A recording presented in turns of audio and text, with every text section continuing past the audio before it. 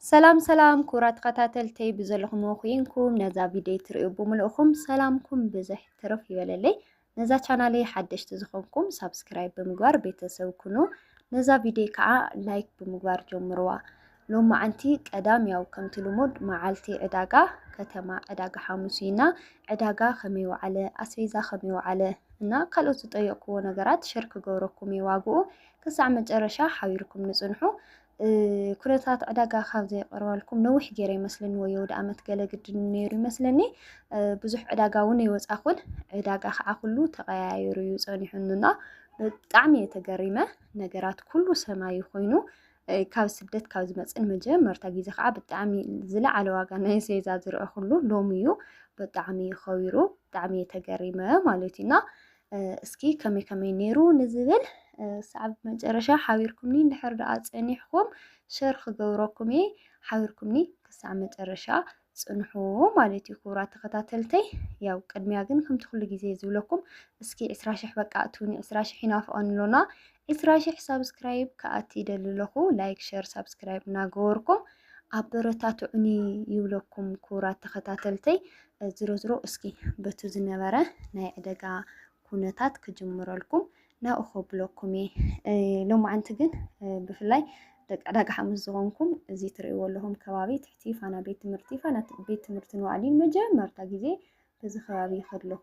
መፅየ ፈልጥ ነይረ በዚና ትሕቲ ፋና ቤት ትምህርቲ ዘሎ ገዛውቲ ተትርእዩ ገራሚ ገዛውቲ እዩ ማለት ኢና ሓንቲ ግዜ ዝኾነት ገዛ ከድካያስ ካልኣይ ደግማይ ትኽእልን ብጣዕሚ ዝጋግየካ ዲዛይኑ ሓደ ቀለሙ ሓደ ካብ ምዃኑ ዝተለዓለ ብጣዕሚ ዝጋግየካና ዝንእ ዝበለ ገዛውቲ እኒኦ ብኡ ግን ብኡ ገጽ ከዓ ብዙሕ ሰብና ያን ያክል ተመራጺ ኣይገብሮን በርግጥ ንኽራይ ንምግዛእ ብኡ ገጽ ቅንስ ዘበለ እዩ ትሕቲ ፋና ቤት ትምህርቲ ካብቱ ናይ ካልኦት ቅንስ ዘበለ እዩ ከምዚ ትርእይዎ ኣለኹም ብማዕዶ ዝሮ ገዛውቲ ግን ብጣዕሚ ቆንጆ ዘናጥ ገዛውቲ እዩ ዘሎ ይብለኩም ብጣዕሚ የተገሪመ ክልተ መዓልቲ ዲ ሰለስተ መዓልቲ ናብ ዝኾነ ገዛ ከይደስ ተደጋጋሚ ግዜ ተጋጊኒ ሓደ ዓይነት ካብ ምዃኑ ዝተለዓለ ማዕጾታቱ ድኹም ትብሉ ቀለማቱ ኣትኩልቱ ብቻ ብጣዕሚ ደስ ልብል ሰፈር ኢና ከምኢታት እዩ ብኡ የና መጻኹ ነይረ ንምባል ዝኣክል እዩ ያው እቲ ቦታ ንክትፈልጡ ዝኣክል ደቂ ዕዳጋ ሓሙስ ዘይኮንኩም ከዓ ይኸው ዕዳጋ ሓሙስና ብኽፋል እናገበርኩ ኩሉ ግዜ የርእየኩም ኣለኹ ዕዳጋ ሓሙስና ነዚኣ ትመስል ማለት እዩ ኣብዚ ዕዳጋ ኣቲና ኒአና ዕዳጋ ሎማዓንቲ ክገርመኩም ድዒ ብንግሆ ናይና ግዲ ኸይድና ይመስለኒ ንግሆ መጀመርታ ግዜ ሎሚ እየ ከይደ እኒኹ ቅድሚ ሰዓት 3 እየ ከይደ እኒኹ ገና ግዲ ኮይኑ ወይስ ቀውዑ ስለ ዝኾነ ድዩ ይፈልጢ ዕዳጋ ከምቲ ናይ ኩሉ ግዜ ብዙሕ ሰብ የለኒኦ ከምዚ ትርእይዎ ኣለኹም መዓልቲ ቀዳመይ ይመስልን ማለት እዩ ግን ናተመለስና ከዓ መዓት ሰብ ኢና መፀ ነይሩ ገና ንሕናስ እዞም እንታይ እዮም ካብ ግራቶም ገለ ዝሸጦ ንረኽቦም ነርና ኩሉ ግዜ ሎሚ ግን ከምዚ ትርእይዎም ኣለኹም ድንሾም ሒዞም ኮሚደሮኦም ሒዞም ምናምን እሳቶም ጥራሕ እዮም ነይሮም ማለት እዩ እቲ ዕዳጋስ ብዙሕ ኣይኮነን ነይሩ ማለት ዝኣክል እዩ ብዝኾነ እስኪ እቲ ኣስቤዛ ክንደይ ውዒሉ ንዝብል ከርእየኩም ሓቢርኩም ንጽንሑ ማለት እዩ ብናይ ዓተር ዋጋ ክጅምረልኩም እስኪ ዓተር ያው ናይ ሽሮ ዓተር ማለት እዩ ንኪሎ 160 ብዙሕ ለውጢ የብሉን እሱ ከምዚ ትርእይዎ ኣለኹም ንሽሮ ዝኸውን ዓተር 160 ዓልቋይ ከዓ ንብቆልቲ ዝኸውን እንተኮይኑ 150 ይሽወጥ ንኪሎ ማለት እዩ በዛ ትርእይዎ ኣለኹም ናይ ሽሮ ዓተር ተኮይኑ ዓልቋይ ተኮይኑ ከዓ 140 ይሽወጥ ማለት እዩ ኣብዚ ከምዚ ትርእይዎ ኣለኹም እዚ ከዓኒ ናይ ዳደርሁ ቦታታት እዩ ደርሁ እውን ከምቲ ናይ ኩሉ ግዜ ብዙሓት ኣይኮናን እኒአዋ ያው ዋጋም ኣይጠየቅኩልኩምን ናይ ደርሁ ሎማዓንቲ ኣብዚ በዚ ኣገርና ናብዛ ናይ ኣስቤዛ ዋጋ ኣቲናልኩም ኒአና ኣብዚ ትርእይዎ ኣለኹም ድንሽ ሎማዓንቲ ብጣዕሚ ብዙሕ ኣስቤዛ ቀኒሱ ዝወዓለ ሎማዓንቲ ድንሽ እዩ መዓት ድንሽ እውን ነይሩ ደስ ዝብል ድንሻት እዩ ነይሩ ድንሽ ንኪሎ እዚ ትርእይዎ ኣለኹም ፍሩይ 40 ቅርሺ ዚታት 40 ቅርሺ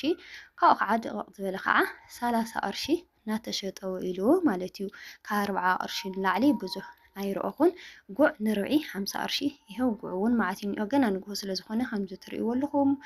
ብዙሕ እኒኦ ኣብዚታት ይኸው ካብ ግራቶም ሒዞምዎ ዝመፁ ድንሻት ይኹን ገለ ብዙሕ እኒኦ ማለት እዩ ድንሻት ይኸው ከምዚ ትርእይዎ ኣለኹም ይመስል ናይ ኮሚደረ ዋጋ ሎማዓንቲ ኮሚደረ ብጣዕሚ የተገረመ ዝትርእይዎ ኣለኹም ኮሚደረ ሲ ያን ያክል ኣዕጋቢ ኮሚደረ ይነበረን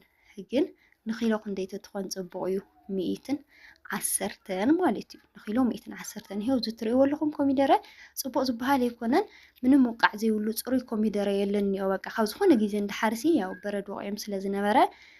ያን ያክል ጽሩይ ዝበሃል የለን ማለት እዩ 110 ይውዒሉ እዚ ትርእይዎ ኣለኹም ኮሚደረ ማኑ በርበረ ከዓ ንኪሎ 700 ውዒሉ ማለት እዩ ሎማዓንቲ ዕዳጋ ቅድሚ ሕዚ ያው 900 ናብ 1000 እናተጸጋግዐ ነይሩ እዩ ሎማዓንቲ ግን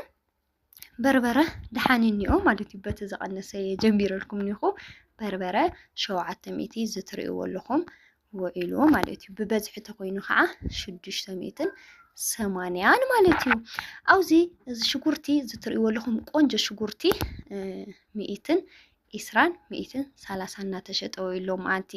ኮሚደረ መስከረ ኣይ በቃ ልጫና ክንበልዕስ ካሮትና ጎመን ክንገዚእና ከዓ ናብዙ መሓል ካሮት መስከድና ካሮት እዚ ትርእይዎ ኣለኹም ካሮት ንባዕሉ ንኪሎ ክንደይ ትኾን ጽቡቕ እዩ 100 ቅርሺ ማለት እዩ ካሮት ንመጀመርታ ግዜ 100 ቅርሺ ኮይኑ ዝረአ ኩሉ ግዜ ብጣዕሚ የደንጊፀ 100 መሰለትኒ ማለት እዩ ዝሮ ግን ኣማራጭ ስለ ዘይብልና ያው ካሮት ንኪሎ 100 ገዚእና ከም ዝትርእይዎ ኣለኹም ማለት እዩ ዝሮ ኮሚደረ ተኸዊሩ ሲ ናይ ግድን እዩ ካሮት እውን ዝኸብር ኢሎምዎ ኮሚደረ ተኸዊሩ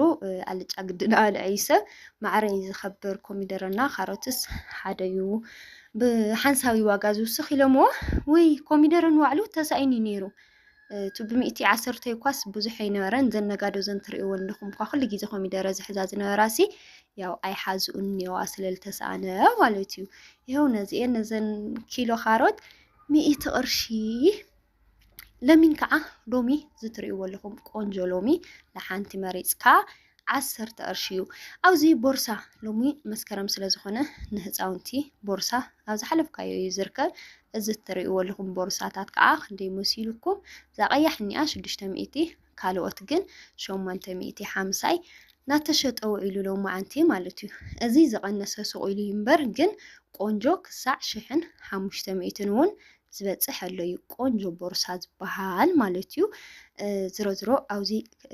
ናተመለስና ኢና ይኸው ሰብ ገና እዩ ሕዚ ዝወፅሎ ንሕና ብንግሆና ስራሕ ስለ ዝነበረኒ ብንግሆና ኢና ናሳለጥና ነርና ኣብዚ ናሓለፍኩ ዳቑሑት ኣትየ ዝኾነት ሓፍተይ ጠይቕ ሌላ ነራ ሰራሚክ ድስትና ሰራሚክ ድስቲ ምስ ረአኹ ክጥይቐልኩም ኣትየ እዚ ሰራሚክ ድስቲ ትርእይዎ ኣለኹም ዋግኡ ክንደይ ትኾን ጽቡቕ እዩ 20,000 ብር ማለት እዩ 1 2 3 4 ድስቲ ሓንቲ መጥበሻ ወይ ከዓ ሓንቲ ባዴላ እኒዎ ማለት እዩ እና ዝትርእይዎ ኣለኹም ሰራሚክ ድስቲ ከዓነ 20,000 ብር ኢሎምዎ ዋግኡ ብጣዕሚ የገሪሙኒ ብዝኾነ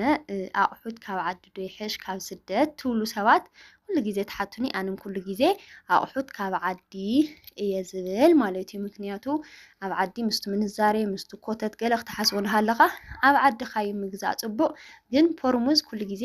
ከምቲ ዝብለኩም ፖርሙዝ ናይ ሻሂ ካብኡ ሒዝኩም ተትመፁ እየ ዝብል ሎማዓንቲ ዝነበረ ዕዳጋ ነዚ ይመስል ብኻልእ ግዜ ብኻልእ ቪድዮ ክሳዕ ንረኽብ ሰሰናይ ንዓኹም ቻው